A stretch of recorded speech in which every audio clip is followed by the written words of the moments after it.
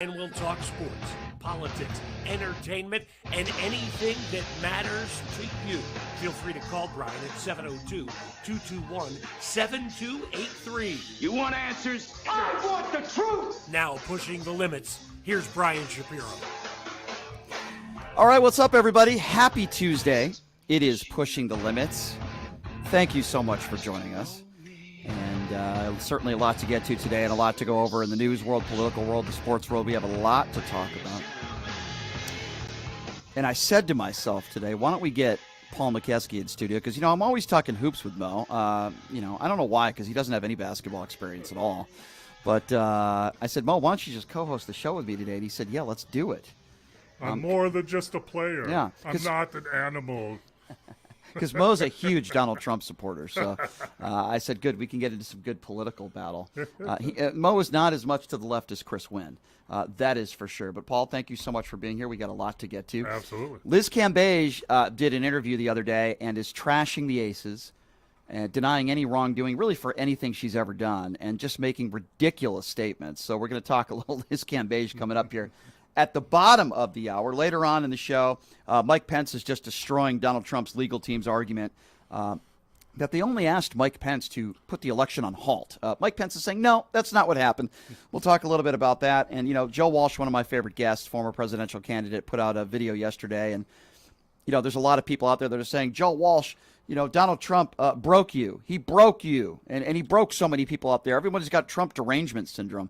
I'm going to respond to that a little bit later on in the show as well. And now we're learning after the Megan Rapinoe stuff, she wants transgenders, or she thinks transgenders should be competing against women on the playing field. Well, we're learning that a 15-year-old boys soccer team defeated Megan Rapinoe and the U.S. women's team years back. Interesting how the media doesn't want to talk about that. If a 15-year-old male can beat you, imagine what a 25-year-old male could do to you, even if they call themselves transgender. It's ridiculous. So we're going to talk about that a little bit later on in the show later on in the show with Mo. But Mo, I want to start with this. This is a controversy facing the Orlando Magic, and it involves Ron DeSantis. The Orlando Magic NBA basketball team apparently donated $50,000 to a super PAC supporting the presidential bid of Florida's Republican Governor Ron DeSantis. According to the Federal Election Commission records, the Never Back Down super PAC received the donation made by the basketball team back on June 26th. In an initial statement, a Magic spokesperson said, we don't publicly comment on political contributions, but now in a later statement said the check was dated on May 19th, 5 days before DeSantis declared his presidential bid. They said this gift was given before DeSantis entered the presidential race. According to the Never Back Down's website, the Super PAC described itself as a grassroots movement to elect Governor Ron DeSantis. The donation has drawn plenty of criticism, including from players, NBA players, particularly given the Magic's claims of supporting diversity, equity, and inclusion all year long. We know when it comes to Ron DeSantis, not exactly the best person to be a spokesperson for equality and transgenders and the LGBTQ community. The DeVos family are the ones that allegedly made this donation. What do you think about this? Well, I think, it's a tightrope that owners of teams have to walk, right? So, if you want to support the candidate, you want to support as a DeVos family member, write a check. But if you write it from the Orlando Magic, now you're talking about a whole organization of front office, ticket sales, business, let alone players and coaches. And I think that's a tough line to walk, and probably not the way to go about it, especially not the way to make any friends in the NBA. So, I would be interested to see the timing of that. Were they writing a check for him to be governor? I guess it doesn't really matter, but did they write it as a DeVos family member or an Orlando Magic organization? Those are two different entities, so it's going to cause some problems. And quite frankly, a lot of people, seems like when they have a lot of money, they don't do smart things. Like, if you really wanted to do that, why don't you give the money to some third party and have them give it to them? I mean, or hey, here's something for you. How about if you really are representing diversity, then why don't you donate that money to diversity organizations. Why Ron DeSantis? By the way, over the years, the DeVos family has made multiple donations to conservative organizations. Back in 2006, Richard and Helen DeVos Foundation made a $540,000 donation to Focus on the Family, a Colorado-based organization that opposes same-sex marriages and abortion. So, wow, that you're really doing a justice for diversity and for people in Orlando, Florida. Back in 2008, Richard DeVos donated $100,000 to Florida Marriage, a group that campaigned to add a state constitutional ban on same-sex marriages. So let me be very clear on this. The DeVos family, they treat gay people different.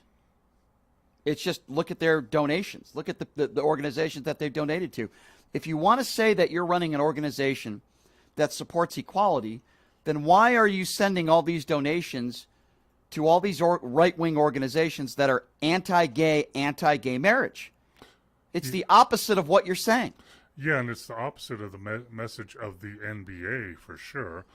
Who's with they're incorporated. The G League is involved. The WNBA is involved. Mm-hmm. All those entities are involved in the NBA, which the Orlando Magic are a part of. So getting your wires crossed like this, and there's been a lot of things done. In the past, the recent past. Sterling was banned from coaching from owning the Clippers. The owner of the Phoenix Suns was under scrutiny for stuff he did and was pretty much pushed out of the NBA. So it's going to be interesting what steps the NBA takes moving forward. Yeah. Once all this information is out and together. Yeah.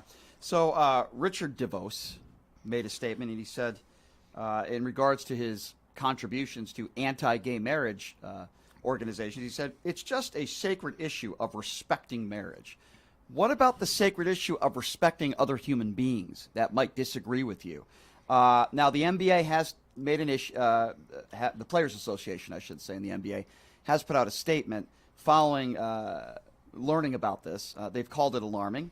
They said a political contribution from the Orlando Magic is alarming given recent comments and policies of its beneficiary. NBA governors, players, and personnel have the right to express their personal political views, including through donations and statements. However, if contributions are made on behalf of an entire team, using money earned through the labor of its employees, it is incumbent upon the team's governors to consider the diverse values and perspectives of staff and players. The Magic's donation does not represent player support for the recipient. So here's where I completely agree with what they're saying. If the DeVos family, a separate entity, they want to separate themselves from the Magic, they can donate to wherever they want to. If they want to donate to a bunch of bigots, and they want to devote, because that's what I think you are. I believe you are a bigot if you spend your life trying to ban gay marriage and ban other human beings that might have a different sexuality from you to be treated differently. I think you're a bigot, but that's beside the point. But if they want to donate to these organizations on their own time, with their own money, separating themselves from the Orlando Magic, then they have the right to do that. And I can disagree with it, but they have the right to do it. What the NBA Players Association is saying, which I completely agree with them, is this. You're representing personnel, players, coaches, everybody within that organization when you donate the money from the Orlando Magic. Many of the people in that organization who work for you, who make you money, do not agree with what you did. And what they're saying is it doesn't look like you thought about that, and it wasn't very well thought out when you made the contributions to the Ron DeSantis campaign. It doesn't seem like that was very well thought out. Well, I would think this would open up a whole can of worms as far as the NBA is concerned, because with this comes you're an NBA entity, an Orlando Magic organization that has thousands of employees. So if I'm the NBA now, do I turn an investigation of looking at your employee list and, are there gays on there? Are there interracial marriages? Are there, same-sex marriages? Are your employees for the Orlando Magic, a member of the NBA, abiding by those rules? Or if we look into this and we can't find any of those as far as ticket sales, marketing, people working in the stadium, front office personnel, players, coaches, trainers, there's thousands of employees. I would be alarmed If I looked into that organization Yeah. and those type of people were not hired by that organization, that's a national problem, let alone an NBA problem. And you want to talk about the definition of hypocrisy, because the Magic organization claims that they support diversity, equity, and inclusion all year long. That's what they claim when they are doing the absolute opposite. When you treat people differently than you because they are gay or they want to be married to another person of the same sex, for example, that is not supporting diversity. The whole idea of diversity, equity, and all that is let's treat everybody the same, even though their views might be different than mine, their sexuality might be different than mine, their race might be different than mine, religion, where they were brought up. The whole idea is to say we accept you as equals and we will treat you fairly. That is exactly what the owners of the Orlando Magic are not doing. First of all, you are supporting a governor who is now running for president of the United States, who has implemented and continues to implement a ton of policies that are anti-LGBTQ and anti-transgender. That is a fact. That is not an opinion. Just look at the policies that he has put forth, constantly attacking the LGBTQ community. And this family, the DeVos family, has donated countless amounts of dollars to organizations that are anti-gay and anti-gay marriage. That is the opposite of what they say they are. If you want to do that in your private time, that's your business. But when you own an organization and say you're promoting diversity, you are a hypocrite and you are a liar. And they're still going to come under investigation by the NBA because you are the owner of the Orlando Magic. So Right. what you do in private affects what you do for the Orlando Magic and the league. So, I agree, Brian, with that. Like, you can do what you want privately, except now I'm thinking, well, if you do this thing, privately, Yeah. it still reflects on who you are, part of the organization of the NBA. Right. That puts a bad reputation on that also, and not what we are. So, if we're NBA and we're all inclusive and we want to be like this, but we allow someone, even in private, that donates money to organizations we don't agree with, there could be a conflict of interest or a problem there also. Yeah, no question. So I think the NBA is going to have to look into this.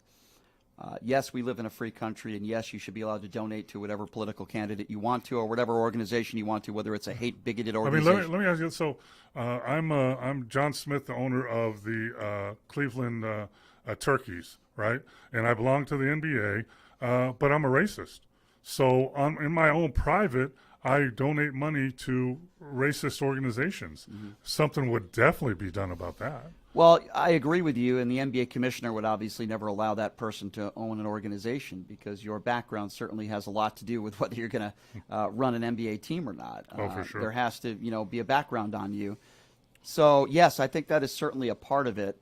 I guess it is an opinion by some that Ron DeSantis has bigoted policies in Florida, anti-LGBT. I guess some people could make that claim. I certainly do that. But again, if you're going to donate to a political candidate in private, that's your business, and we shouldn't be able to tell you what to do. But if you're going to do it publicly and say you're representing like a franchise like the Orlando Magic, then I have a serious problem with that. I mean, I personally believe that franchises and publicly should not be donating any money to any political candidate. In a perfect world, I would say that politics should be out of it.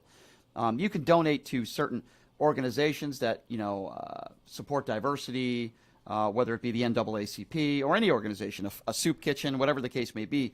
But when you go out of your way to support a specific political candidate, that can only cause trouble for your organization and controversy. That's just the way it is. Do it in your private time.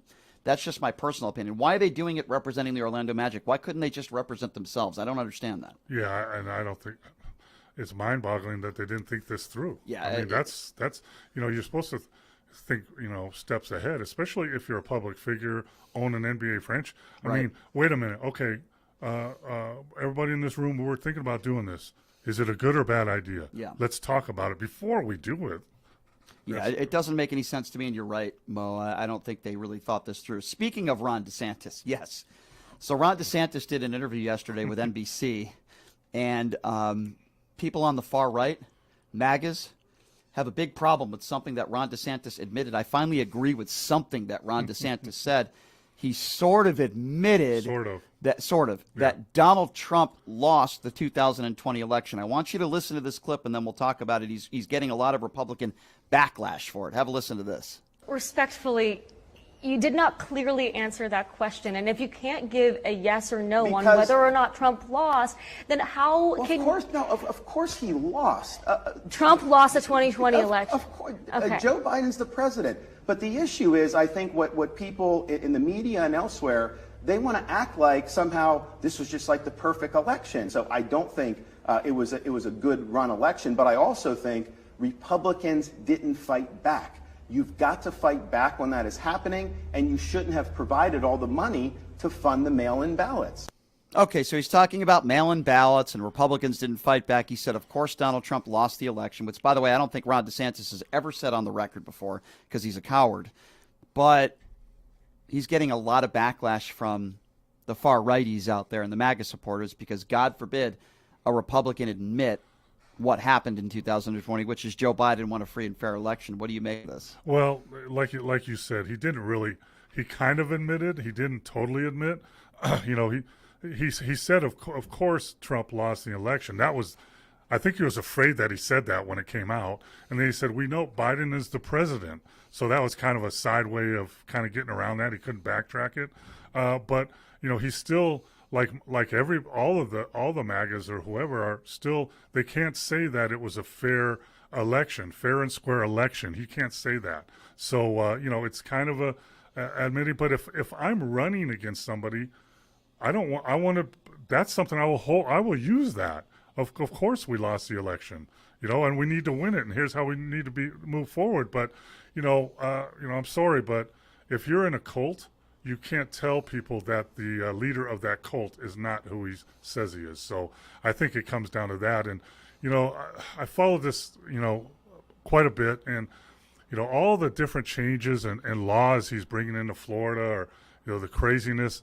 One of the scariest to me is in Florida now you can concealed carry a weapon without having a license. That's insanity. I mean, you're talking about we want to go with better gun checks and laws, and it's got harder to get a weapon. Crazy people shouldn't get a weapon. I have a concealed carry. I went through the whole process that they had to okay, and now he's saying, hey, it doesn't matter. You not only can you carry, but you can conceal carry. That's insanity to me. I agree with you, and people ask me this all the time. Who would you rather see president if you had to, Ron DeSantis or Donald Trump? And believe it or not, I answer the question by saying Donald Trump because I believe Ron DeSantis is more dangerous. I think he's more dangerous with his policies. I think he has a dictatorship-type mentality. I really feel that way. I kind of agree a little bit, but here's my response to that and my fear. If, God forbid, Donald Trump is elected president, he will stay president for the rest of his life. He found a way to almost overturn the election and stay in office 3 years ago, and now he's learned more and more about laws. Mm-hmm. And he already said when he was president, why are we only two cycles? Why can't we do? And he wants to be Putin. He wants to be the guy in North Korea. So that's my fear with Donald Trump, that if that happens, will he ever leave the office or just become the United States dictator? And in that process, I was reading stuff this morning that, that someone admitted that Trump was talking about using the military to keep the presidency and actually turn guns on U.S. citizens, which is the biggest no-no of any military democracy. And he is that close to trying to do that. So when and if that time came, then it would be a decision of generals and military people going against Trump or going with Trump. And that is going to be chaos and possibly our next civil war. Well, yeah, let me be very clear. I don't want Donald Trump to be president either. I think they're both very dangerous. And I said this on the show yesterday, and I've never said it before, but I do believe there's a solid possibility. There's a chance that Donald Trump now could go to jail. And with that, which he could still be president in jail. Which he could. Which is crazy. Unprecedented and nuts. But I did want to share with you this. and tell me, I want to pick your brain on this, because Chris Christie, who has been very outspoken about Donald Trump recently, ever since he announced he's going to be the next, running for the next president. He's not going to win. It seems like he's not scared. So he has been pretty outspoken in talking about who he thinks has turncoated on Donald Trump, so to speak, and is now giving information out. He said, Chris Christie said yesterday that I've said all along, I think Mark Meadows is already a cooperating witness. He said on Anderson Cooper's show yesterday that he has all the looks of a cooperating witness running into coffee shops away from the press. That is very true. Mark Meadows hasn't done any interviews. That's very, very telling, because he did a lot of interviews back in the day when he was in the Trump administration, even after the Trump administration. He hasn't been seen anywhere. There's been a few times he's been seen in the city and in coffee shops, and he's running away from the media. Now, why would he be doing that? Why would he be doing that? And I think Chris Christie is on to something here, and I do believe that Mark Meadows has turned on Donald Trump, and I believe they've probably offered him some sort of plea or some sort of agreement where he gives, if there's anybody that could give the goods on Donald Trump, it's Mark Meadows. He was his right-hand man throughout everything, throughout January 6th, the fake electorate scheme and everything. Yeah, I mean, hopefully, they're smart enough to see what has happened, right? How many Trump people have gone to jail? Michael Cohen, his fixer, has gone to jail. All these people have gone to jail. He's thrown under the bus. Believe me, Trump will throw his own family, his own kids under the bus. Yeah. And hopefully they see that and say, listen, I'm going to take care of myself. And I'm not getting thrown under the bus. I'm going to say what was true and what happened, and let the everything fall in place from there, because just look at the history. The history is going to tell you what's going to happen. So Donald Trump is going to throw you under the bus. Yeah. And that's why he surrounds himself with all these people that believe him and do whatever he wants. And then, I'm a whistleblower book and all that stuff I take with a grain of salt. But I read Michael Cohen's book, and he went back into the history. I mean, Michael Cohen was an attorney and a land investor in New York, big time, making millions, and his office was in the same office as Trump's, and he admits that he got swallowed up in whatever Trump, hypnotizes people with. I don't know how he does it, and then he got involved with it and ended up doing stuff even before the presidency about businesses and not paying people you owe and making them sue you, and then writing it out so you pay pennies on the dollar, and kicking people out of buildings and feeling bad about it. And his family, his wife and his kids are saying, why are you doing this? And he admits that he did all that, and he went to jail for it. But I don't know how clearer it could be, but I'm telling you, you have friends, I have friends that are smart, good people that believe this other insanity stuff that, it's come to a point in our society that no matter what you say, no matter how truthful it is, if someone says either I don't believe it or it's a lie, then that's how they're going to base. So, I can look at you, Brian, and you have headphones on. And I text someone, hey, Brian has headphones on. And he goes, no, he doesn't. That's fake news. I know he doesn't wear headphones. I mean, I get your point. It's that crazy. It really is. I mean, there are still people out there that think January 6th was a tourist visit, or that George Soros funded a bunch of actors, even though we have a bunch of people that had their day in court that are now behind bars. Or a setup. Yeah. Or a setup. It's mesmerizing to me. There are still a ton of Republicans out there that are MAGA supporters that still think that Donald Trump won the 2020 election, and their evidence is that as well. Just look at his rallies and look at the limited amount of people that went to Joe Biden rallies. I mean, there are actually people that think like this. Yeah. It's absurd. You know what's crazy, Brian? I don't know. Maybe I'm crazy, but Donald Trump has, come from a billionaire family, given whatever he was by his dad to do whatever. But he's failed more companies and businesses than he's succeeded in.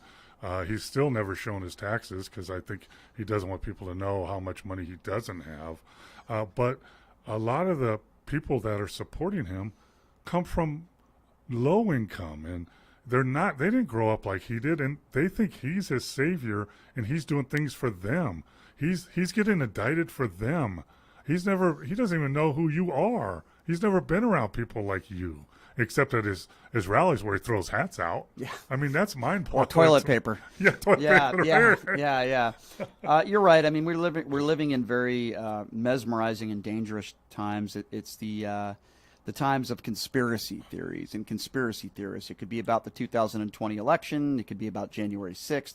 It could be about Hunter Biden's laptop. It could be about Joe Biden. I mean, this is the kind of stuff that sells. It's the reason why people watch Newsmax 24/7, and they are radicalized. I was hanging out with a friend of mine the other day, and we were talking about how a person that he knows has been radicalized by Newsmax and completely changed because that's all they watch is Newsmax 24/7, which is not news, by the way. It should be called Fake Max. And, it's unfortunate because, it's one thing to be a conspiracy theorist about aliens, right? For the most part, if you're going to be a conspiracy theorist about aliens, you're not really going to hurt anybody. You can just fantasize about Bigfoot or aliens, and you're not really hurting anybody. Even if Kyrie Irving says the earth is flat, is he really hurting anybody by saying that? I mean, he sounds dumb by saying that. But when you go into the conspiracy theories, like, for example, Hillary Clinton is running a pizza parlor with a bunch of pedophiles in the basement, you get a guy that shows up with a gun and that can hurt, harm, or kill people. When you constantly go after CNN and you call them fake news on a daily basis, not by me going after Newsmax for 5 seconds, but when you're the president of the United States and you're going after an entity like CNN and lying about them every day, then somebody shows up at CNN with a pipe bomb, or, your words matter. Or if you say during COVID that, I think we can clean this out through the lungs, by, with sunshine or disinfectant, and chlorine is usually a good, and people actually drank chlorine and either got sick and or died. Some people died. That's dangerous. Agree. It's another good example. Words do matter.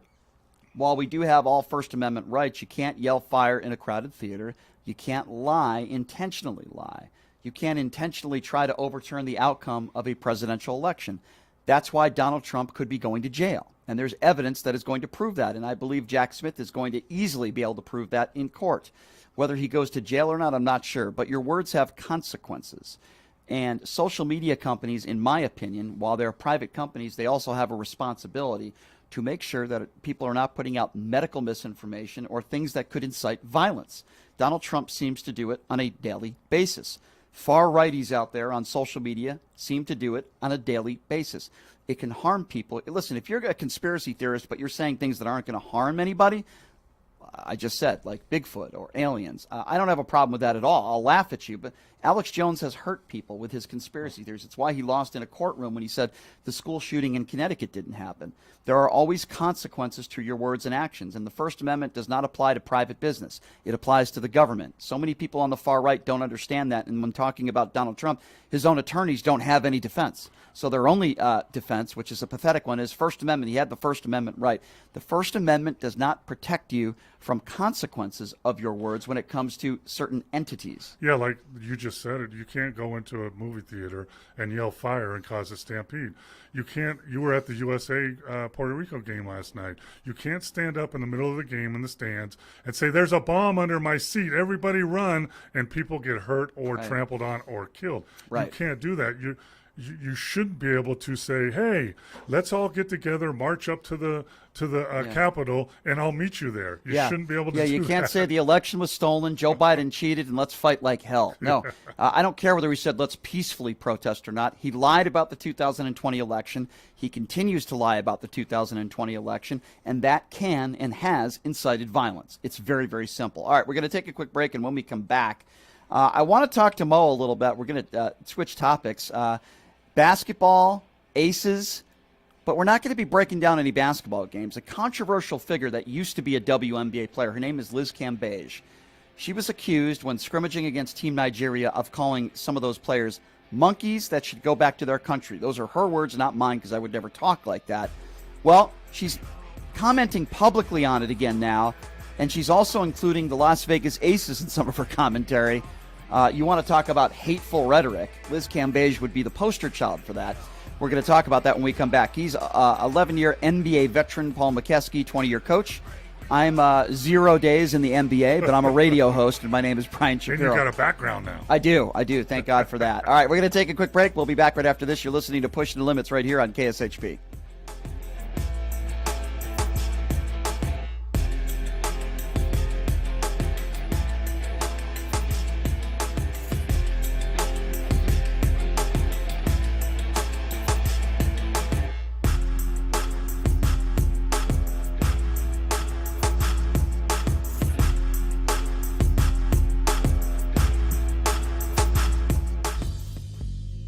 Hey, everybody. Are you struggling to find a pizza place that reminds you of Brooklyn? That true blue New York style pie? Well, worry no more. Stallone's Italian Eatery Pizza is a knockout. We're located at 467 East Silverado Ranch Boulevard, just off of Premier Road, half a mile east of South Point Casino, just minutes from the Las Vegas Strip. Come by and grab a slice of pie. Plus, check out our Brooklyn-inspired Italian cuisine. Our sandwiches are super. Hero, that is. Because why be a sub when you can be a hero? Stallone's Italian Eatery is here to serve you phenomenal food, Vegas. Forget about it.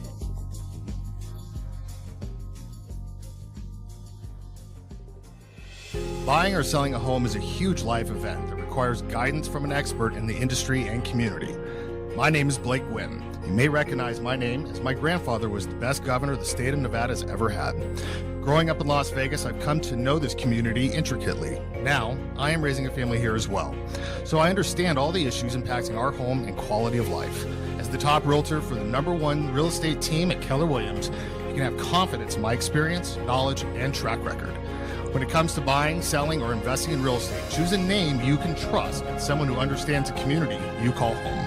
Call Blake Wynn today and experience the difference of a trusted expert. 702-540-3311. Sapphire Pool and Day Club, the world's only topless gentlemen's day club, introduces its 2023 pool season lineup with a bevy of beauties and social media celebrities throughout the summer who will all host alongside hundreds of Sapphire's topless poolside entertainers. Enjoy brunch in the sun with items like frittata-style omelets, stripping chicken, and French kiss toast before washing it down with signature summertime cocktails. 10 lines, beware. Go Bear! Ladies are welcome to go topless within the day club for the ultimate party. Guests can purchase affordable day bed packages, cabana packages, lounge chairs, and more. The best part though? Pushing the Limits will be broadcasting shows every other Friday throughout the pool season with a ton of surprise celebrity guests. Wow! Reserve your spot now. For more info, visit SapphirePoolLV.com or call 702-869-0003. That's 702-869-0003. See you at Sapphire.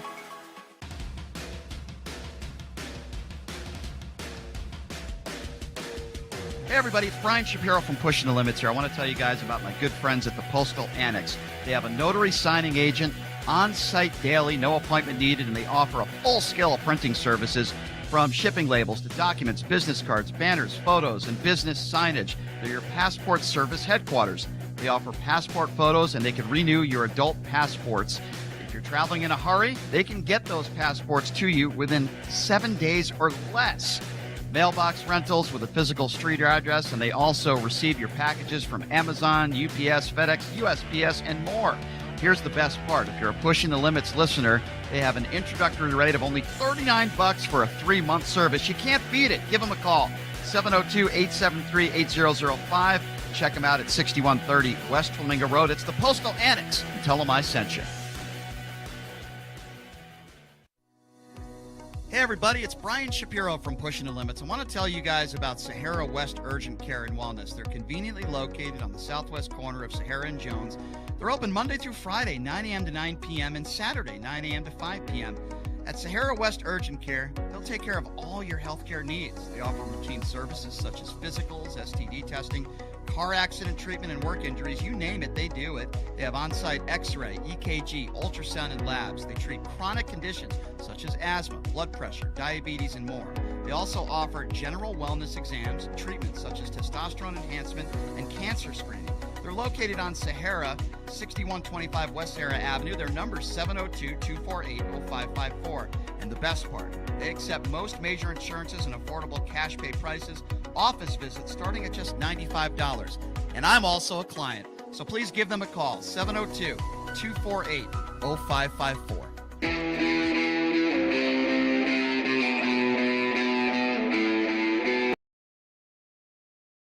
I want to tell you guys about my good friends at Jackson's Bar and Grill, my favorite gaming bar in town. They're located at Flamingo and Jones, and great promotions there, great food, great atmosphere. And they have some great promotions. Every week, they do a $50 match play. It means if you play through $50, you get $50 for free to play. Wait, what is it? Yeah, $50 match play, What most. day is it? Once a week. Oh, I'm going. You get to do it. $50 match play. How cool is that? Can you do it multiple times? Once a week. Nice try. Nice try. We don't want to put Brian Sliplock out of business. Check him out, Jackson's Bar and Grill, located at Flamingo and Jones, my favorite gaming bar in town. We got Paul McKeskey, the big fella, in studio, talking about a little bit of everything. We were just talking about Ronnie D, Ron DeSantis in the Orlando. Yeah, Ronnie D. I could see that on bulletin boards. Vote for Ronnie D. Vote for Ronnie D, the next famous porn star politician. You can carry a gun whenever you want. Yeah, whenever you want without a permit. Yeah, Ronnie D. Put it under your shirt. It's better. Making you safer day by day. But, I want to talk about a controversial figure and somebody that I don't have a lot of respect for. And that's a woman by the name of Liz Cambage. And I don't have a lot of respect for her for the way she has conducted herself when she played and the way she continues to conduct herself in trashing people. She's been involved in a bunch of controversies. One of the biggest ones when Team Australia was scrimmaging, I believe it was here in Vegas, if I'm not mistaken, I think it was, yeah. against Team Nigeria in preparation for the Olympics. And apparently she was kicked off the Australian team, part of which some Team Nigerian players claimed that she said to them, called them monkeys and told them to go back to their country. She's denied that, but, I interviewed Andrew Bogut a few months back. He came on this show. He didn't have a lot of nice things to say about Liz Cambage either, and not a lot of people do these days, by the way. There was I think he's the former coach of the Connecticut Sun, if I'm not mistaken, got into a verbal dispute on the court with Liz Cambage, where he was saying, calling her big. I don't think it had anything to do with her weight. She's just big. She's tall. She's big. And then Liz Cambage went the racial route and called him the little white one. I don't know why she would do that. Do you know who that was? I don't remember the coach. He is a short white guy, so she is right with the description. But I don't know why she would bring race into that equation. She's brought race into things before on the record. I don't know why. I've been at press conferences with her where she is just a diva. She is disrespectful at times. She thinks her you-know-what doesn't stink. I'll tell you what stinks, her jump shot. That's why she's no longer in the WNBA anymore. She literally cost the Aces a WNBA championship in Game 7 that I was at. I don't know how many layups she missed in the fourth quarter, but she was awful. And she literally cost the Aces a WNBA championship. So anyway, the reason why, Mo, we're talking about Liz Cambage now is she did this podcast and saying some just ridiculous things and contradicting herself. But I want to start with, she's talking about the Aces now. What a shocker. Another team that she's talking trash about that she played for. I mean, she talks trash about pretty much I haven't heard anybody, any organization say, boy, we really miss Liz Cambage. Because the second Liz Cambage left the Las Vegas Aces, Asia Wilson became the best basketball player in the league, and the Aces win a WNBA championship, and they're probably going to win another one this year. They were I said that was the best move that the Aces could have made, was get rid of Liz Cambage. Then she goes to the L.A. Sparks, and she didn't last very long there either, but neither did Derek Fisher as the head coach. So this is Liz. Who is, side note. Yeah. I just read that Derek Fisher is coaching my high school team, Crespi High School. Really? He just got hired. Sorry. Well, that's kind of cool. Sorry, That's okay. You played against Derek Fisher, did you not? Oh, yeah, sure. Yeah. He was new in the league when you came in there, but good player. Great player for the Lakers. A good coach, really. Yeah, I think he's a good coach, but Liz Cambage is uncoachable. But anyway, here's audio of this podcast that she recently did, Liz Cambage. She hasn't done a lot of public interviews recently. I'd love to get her on the show. Oh. But anyway, she's now claiming that Aces players were harassing her. Have a listen to this. I left that Vegas team after the first game of that season. I asked for a trade, mind you. Had teammates, families, and friends bullying me, bullying my friends on Twitter. We have it all saved. We have it all screenshot. You try to delete it all. We still got it. It's okay. You're saying you were being bullied by Aces teammates? But I leave that organization and I keep my mouth closed. Like I said, I don't need to talk badly about things. I just move on. It's like a bad breakup. I'm not going to talk about my ex. I'm going to look forward. People who talk about their exes after a breakup are weird. It's weird behavior. Like, move on. But I leave this team.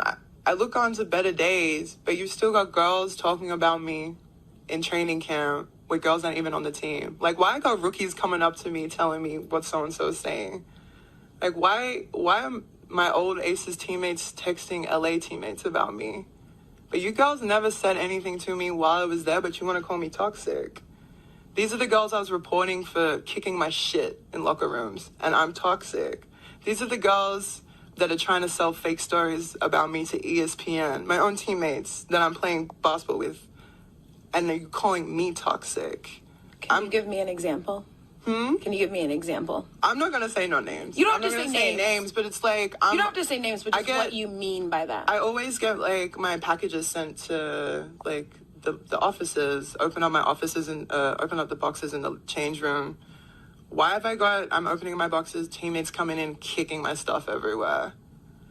I was just like, I'm not going to react to that because I'm not a child, and I'm not going to get into because it's like, your mentality is weird. Why am I going to go back and forth with you? I'm just here to hoop.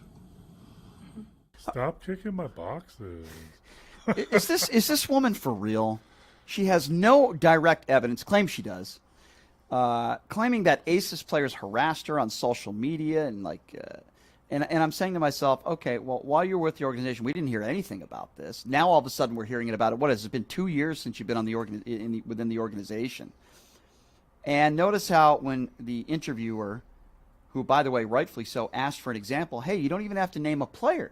Just give me a specific example of one of your former teammates doing you wrong. And she couldn't give anything specific. That tells me that she's lying. She's not being honest. She's not telling you. She always wants to be the victim.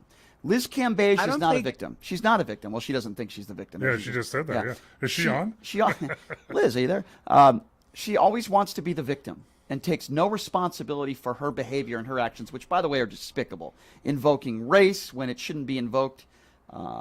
Calling out a coach, calling him little white one, or, I've seen the way she's disrespected certain Vegas members of the media. I've been there. I remember somebody asked her a question about her height and dating, and she wanted to get his credential revoked. I know exactly who that was. Was it you? It definitely wasn't me, but I wouldn't ask that question in that setting. But she's a diva, and it's okay to be a diva. There are good divas, and then there are bad divas. This is a bad diva. She was never a great basketball player. I'm sorry. She never had the coordination. She never could shoot the ball. She was always a cancer to her team. And if you don't believe me, just look at her career. She couldn't last long anywhere. And it speaks to volumes to me that she's saying, I don't talk about my ex. That's just weird. Yet she's talking about the Aces, a team that she used to play for. She's contradicting herself. Why are you bringing it up? You're doing it. Yeah, I think she's part of it. It's definitely playing the victim. Part of it is I'm not relevant anymore. I'm not on the Australian national team. I'm not on the WNBA team. So how do I get attention now? And, if you're really a straight shooter, right? And I feel like I was bullied in Las Vegas, and people were kicking my boxes. Come on, man. I'm not a child. Well, if you're mad at someone kicking your boxes, yes, you are. Then why don't you just name names? It was this girl, and this girl, and let's get it out in the open. But I saw her play. I was coaching with the Great Britain national team, and in one of the tournaments, and the Great Britain women's team played the Australian national team, and I think she was about 19, maybe 20. Good size, decent run up the floor, had decent hands. I remember thinking at the time, wow, this girl could turn into a good player. Mm-hmm. And then I remember seeing her play here in Las Vegas, and she'd have good games and then bad games. But I'm like, she always seems like she's not part of the team. She always seems like she's mad. She always seems like something's wrong.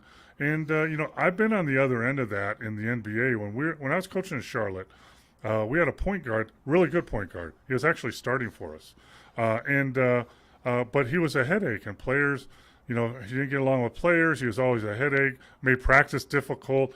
And we're on the road, and I'm meeting with Sam Vincent, who is the head coach, and we're having breakfast, and we're talking about him.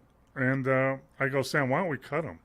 He goes, well, he's our starting point guard. I said, yeah, but we talk negatively. He's impacting practice negatively. He's not helping us win games, and he's a headache. what if we just get rid of him and let someone else get a chance? It was Raymond Felton, actually, that got the chance and really became a good player. Yeah. And we did. We cut him that day. Really? So you are one of the main people responsible. Well, I brought that up, and we cut him that day, and he went home. And that night, we were on the road, I remember. I don't know if we won or lost the game, but I remember the locker room was like, it's a breath of fresh air. The clouds have separated. We can play and enjoy the game again. So sometimes you do addition by subtraction. And when you look at her career, didn't make it with the Aces, didn't make it in L.A., is banned from the Australian national team now. Right. And now she claims that the Nigerian national team is asking her to play because we've been in cahoots for a while now. Don't believe that, by the way. Yeah, exactly. That's a lie. I don't know what she said, but I know from my international experience, when you play in arenas overseas, it's not like America. So I remember one of the countries, it wasn't Turkey, it wasn't Ukraine. It was somewhere like that. I can't remember the name right now. But I remember warming up the Great Britain national team. We had Luol Deng on that team. And I was warming up a couple white guys. And then Luol Deng walked in the arena with 18,000 people start not booing him, but doing the monkey sound. Oh, jeez. And I was in shock. And this was in 2011. That's I'm awful. like, I can't believe this. So, it's not out of the reality that an international player, maybe from Australia or somewhere like that, might say something, blurt something that out. But, awful. It's a disgrace. But sometimes when you complain too much and you bounce around too much, maybe it's not them, maybe it's you. Yeah, maybe. I agree with you. And by the way, I do not believe that these Team Nigerian players are making this up about Liz Cambage. I do believe she called some of them monkeys. I do believe she said, go back to your country, because this is the first time she said something racially insensitive to somebody. And I believe she's a liar. I believe she is a diva. Yes, I believe she is a cancer to women's basketball. She certainly didn't help the Las Vegas Aces. Yeah, she had some good games, but in the clutch time, when the games were most important and the moments were most important, she choked. And this is more than just her, the basketball player, though. And let me explain to you what a liar Liz Cambage is. Just in this podcast alone, it's the best of both worlds here. In one instance, she's claiming she's not a liar and she's honest. And then the next instance, she's admitting that she's a liar. Yeah, she said, I lied about that. That's the boxes. Mo, you cannot make this up, how ridiculous this is. Have a listen to these two clips. I don't play games. I don't lie. I'm a very honest, truthful person. I have nothing to lie. I sit here today and I'm like, leak the tapes. Do what you want. Because the things that they've shown you is not the truth. I don't play. When did that switch happen? Oh, girl, I was lying. I was really lying. Like, it was from training camp that the Spock situation was bad. And that's the thing. Like, I really tried to keep the peace and I don't lie. I'm honest. I'm an honest person. I don't lie. Oh, I was lying. This is Mo. This isn't even a different interview. This is the same podcast. How could this woman be taken seriously with anything she says with any grain of credibility? I think I watched part of that, but I really I wish the camera was on the interviewer.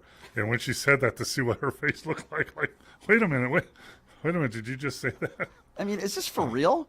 She's just saying she doesn't lie, and then a couple seconds later in the interview, she's admitting to lying. You know what's sad, though? It's our society is getting that way, that with social media, Instagram, TikTok, all that stuff, there's a saying now, I've heard coaches say it with younger players now, don't get in your feelings. Stop getting in your feelings. We're going to coach you hard because we care. We're going to make you better. Don't get in your feelings. And this is an example of someone in their feelings, right? That, they why would they email things to my, text things to my teammates, and why, it's like getting in your feelings, and everything is so sensitive, and, why are they after me? And, whatever's out there, all that stuff, leak it, because that's a lie. It's completely absurd. She has no credibility. I was so happy when the Aces released her. So, again, probably one of the biggest controversies in her playing career was Team Australia, right, with what happened with Team Nigeria. Despicable. And I believe that Team Nigerian players. So this is Liz basically calling these players liars and saying this is a made-up, fabricated story. Have a listen to this. So I guess that still does, beg the question, because at the end of the day, it is one person saying that you said one thing, one person saying they didn't, and the truth is somewhere in there, and only people that know are the people that were there. Yeah. But I guess it's just why? Why would something as bad as this happen? Because the truth looks a lot worse for other organizations involved than using me as a scapegoat. Like, why does Nigeria want me to leave Australia and go represent them? Why are we about to... You're saying right now? We're filing for me to leave the Australian team so I can represent Nigeria. Because Nigeria would like you to join the team? I've been in cahoots. I've been talking with them since all of this happened. This is what I mean. People don't know. People don't know the truth. No, I honestly haven't had one, journalist that's written all these lies, actually come to me and want my side of the story. There's a whole tape with the truth out there. I want it out there. Put it out there. Put it out there. Let the people see. I don't own it. I've never owned it. I didn't even have it when everything happened. I couldn't even protect myself with it. I had to get lawyers to get a tape with my own assaults on it. So just because of, the nature of people and the nature of the internet, there will be people that watch this and still don't believe the things that you're saying. What would you say to them? But then also, do you understand their hesitancy to accept the words that you're saying right now based on everything else? I understand that people really believe in the media and just believe everything they're shown. And it's half of this stuff is just controlled lies to benefit the image of others. That's truly what the media is, no? I see so many of these stories. I see the ways that people market themselves. I'm that's not who you are. That's not how it goes. And I don't play games. I don't lie. I'm a very honest, truthful person. I have nothing to lie. I sit here today and I'm leak the tapes. Do what you want. Because the things that they've shown you is not the truth. I can't. What do you want me to do? I put out a press release saying I didn't say these things. People just want to believe the negative in me. Yeah, everybody's out to get Liz Cambage. That must be what it is. All this stuff for lies. Oh, she's such a victim, Mo. She's such a victim.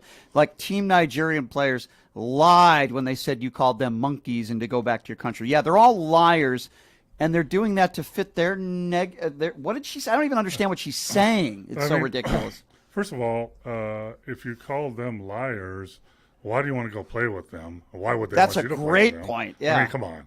And second of all, if there's a tape and it took your lawyers to get these tapes, then why don't you release them? Yeah. You have them, right? You said you have them. And the other thing is, why are they lying to benefit what?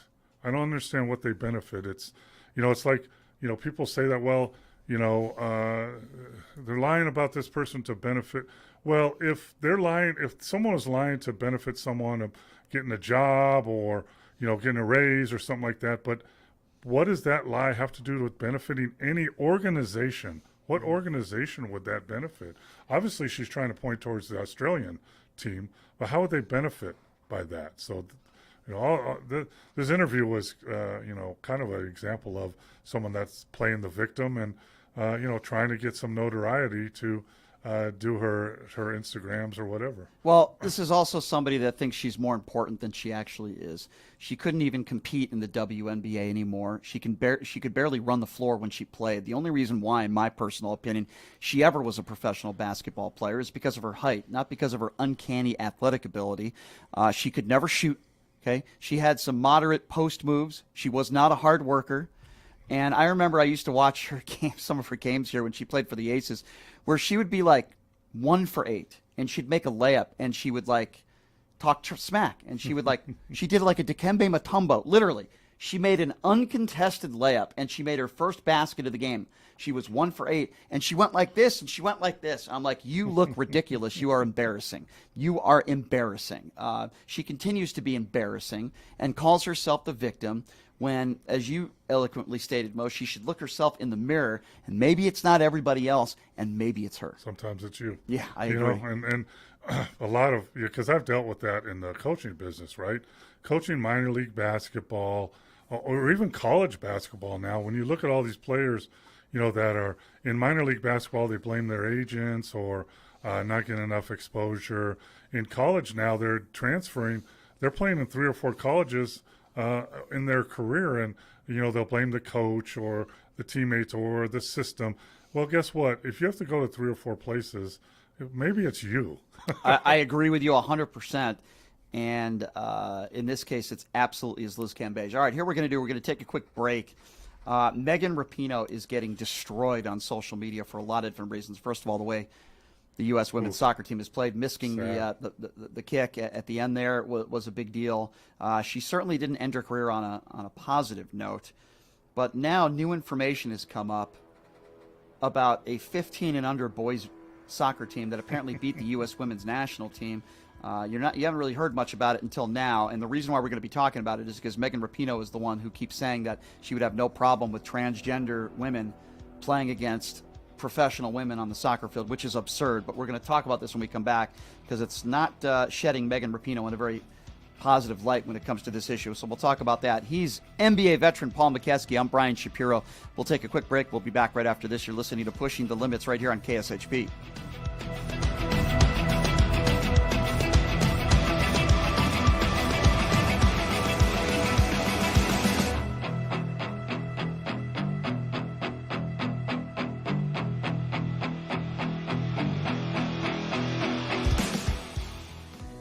Hey everybody, it's Brian Shapiro from Pushing the Limits. I want to tell you guys about Sahara West Urgent Care and Wellness. They're conveniently located on the southwest corner of Sahara and Jones. They're open Monday through Friday, 9 a.m. to 9 p.m. and Saturday, 9 a.m. to 5 p.m. At Sahara West Urgent Care, they'll take care of all your healthcare needs. They offer routine services such as physicals, STD testing, car accident treatment, and work injuries. You name it, they do it. They have on-site x-ray, EKG, ultrasound, and labs. They treat chronic conditions such as asthma, blood pressure, diabetes, and more. They also offer general wellness exams, treatments such as testosterone enhancement and cancer screening. They're located on Sahara, 6125 West Sahara Avenue. Their number is 702-248-0554. And the best part, they accept most major insurances and affordable cash pay prices. Office visits starting at just $95. And I'm also a client, so please give them a call, 702-248-0554. Buying or selling a home is a huge life event that requires guidance from an expert in the industry and community. My name is Blake Wynn. You may recognize my name as my grandfather was the best governor the state of Nevada has ever had. Growing up in Las Vegas, I've come to know this community intricately. Now, I am raising a family here as well. So I understand all the issues impacting our home and quality of life. As the top realtor for the #1 real estate team at Keller Williams, you can have confidence in my experience, knowledge, and track record. When it comes to buying, selling, or investing in real estate, choose a name you can trust and someone who understands the community you call home. Call Blake Wynn today and experience the difference of a trusted expert. 702-540-3311. Sapphire Pool and Day Club, the world's only topless gentlemen's day club, introduces its 2023 pool season lineup with a bevy of beauties and social media celebrities throughout the summer who will all host alongside hundreds of Sapphire's topless poolside entertainers. Enjoy brunch in the sun with items like frittata-style omelets, stripping chicken, and French kiss toast before washing it down with signature summertime cocktails. 10 lines, beware, go bear! Ladies are welcome to go topless within the day club for the ultimate party. Guests can purchase affordable day bed packages, cabana packages, lounge chairs, and more. The best part though? Pushing the Limits will be broadcasting shows every other Friday throughout the pool season with a ton of surprise celebrity guests. Wow! Reserve your spot now. For more info, visit sapphirepoolLV.com or call 702-869-0003. That's 702-869-0003. See you at Sapphire.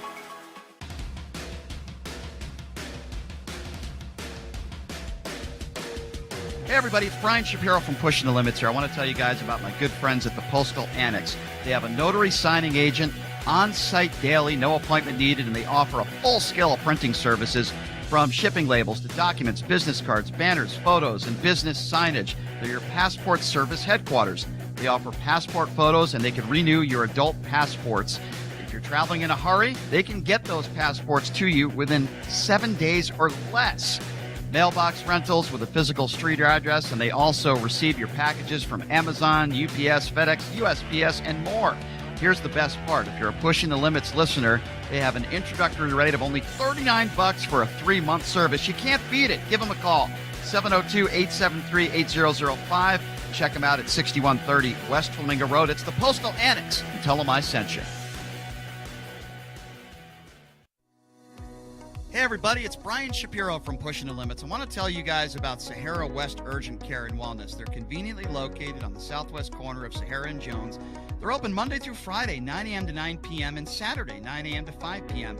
At Sahara West Urgent Care, they'll take care of all your healthcare needs. They offer routine services such as physicals, STD testing, car accident treatment, and work injuries. You name it, they do it. They have on-site x-ray, EKG, ultrasound, and labs. They treat chronic conditions such as asthma, blood pressure, diabetes, and more.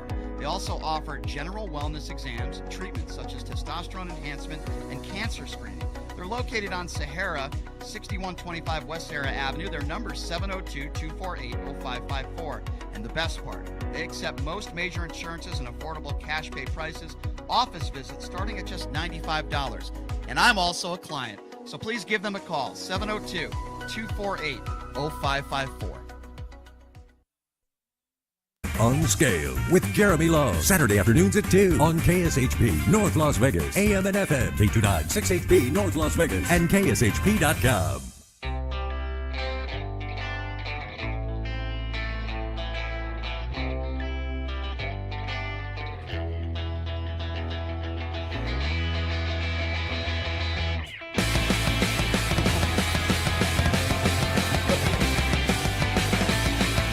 I love watching NBA veteran Paul McKeskey play the air drums, man. It doesn't get any better than that on Pushing the Limits. Yeah. By the way, when he was singing, what was the song he was singing? California. Yeah. California. Yeah. The Tupac song. That was pretty good too. But nothing beats that. California.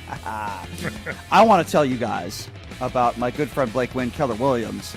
My parents are now living here in Las Vegas, and I really do have to thank Blake, who helps you buy or selling a home. His grandfather was the late great governor of the great state of Nevada. Blake has been living in this town his entire life. You couldn't find somebody better than Blake. Please give him a call, 702-540-3311. Again, if you're thinking of buying or selling a home, give Blake a call, 702-540-3311. All right, Mo, so Megan Rapinoe has been in the news, and probably for not the good reason, for not good reason. And besides the fact that I think some would call it a choke job, the U.S. women's soccer team, Megan Rapinoe was a big part of that choke job. So I don't think there's any question about that. Yeah, I mean, I've watched her. I watch the game sometimes and fast forward. But, the choke job you're talking about is she had one wide open kick in front of the net that she, not even close. And then the penalty kick, the overtime kick wasn't even close either. So right.